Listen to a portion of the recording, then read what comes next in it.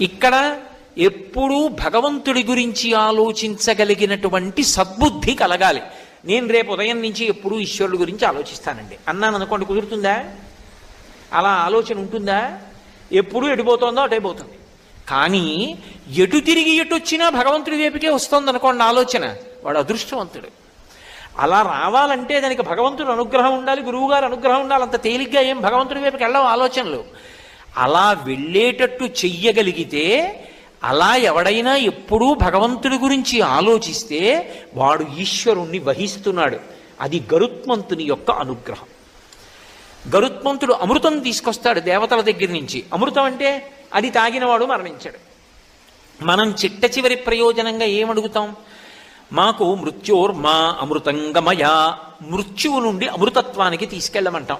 ఇక నాకు మృత్యువు కలగకూడదు అని అడుగుతాం. మృత్యువు కలగకూడదు